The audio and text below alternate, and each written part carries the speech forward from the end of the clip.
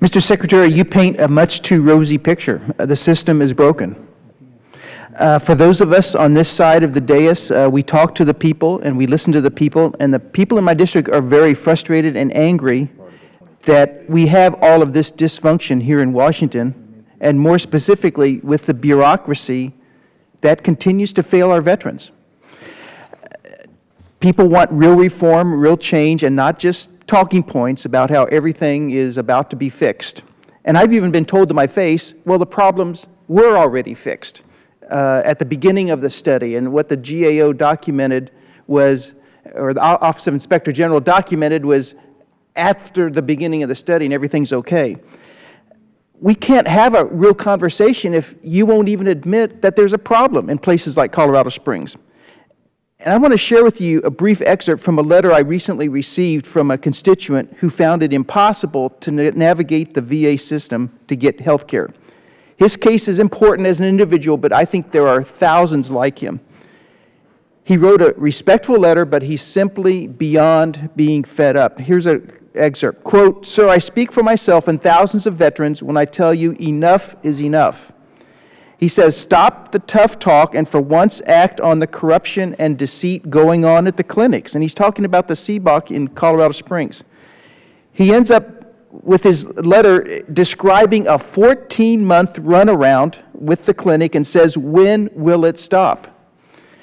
So when will it stop, Mr. Secretary? Veterans take way too much time to get their care, and they're not being able to really have access to the Veterans Choice Program, which is especially frustrating because that was implemented by Congress to try to stem the tide of some of this dysfunction.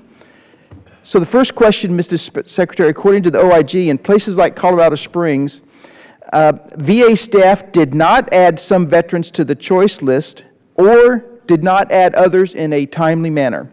What we see clearly is that besides the VA altering the times for VA care, like Phoenix and other places all over the country, it now does the same thing by acting as a gatekeeper for veterans who should have access to choice. Why aren't veterans really being given the opportunity to use the choice program? Okay.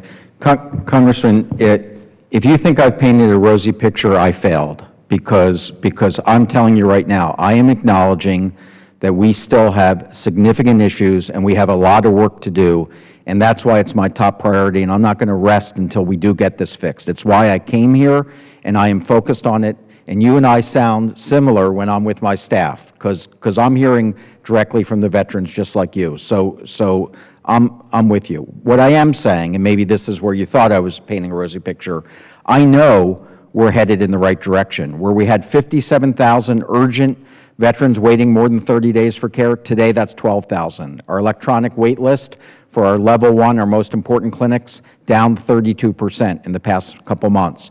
Our veterans themselves are telling us on these kiosks, we can't manipulate this data, it's our veterans, that 89% are satisfied with their care. The choice program isn't working for veterans. There's no question. We've told you that, and we need to make this system work better, and that's why we have legislation before you to try to simplify and streamline the care in the community to make this work better. So we have significant problems. I'm hearing the same things you are. We're headed in the right direction, but we are a long way from declaring that we've got this problem solved.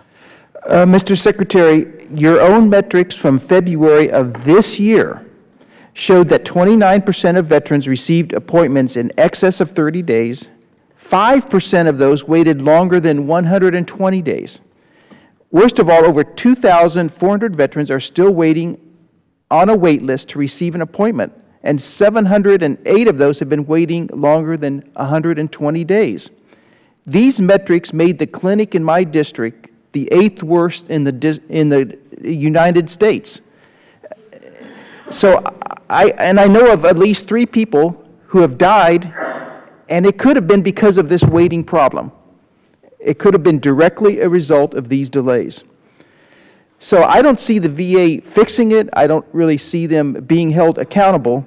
And I just have to agree with the man who wrote the letter to my office, enough is enough. Thank you, Mr. Chairman. I yield back. Thank you, Mr. Lamborn. Mr. Takano, you're recognized for 5 minutes.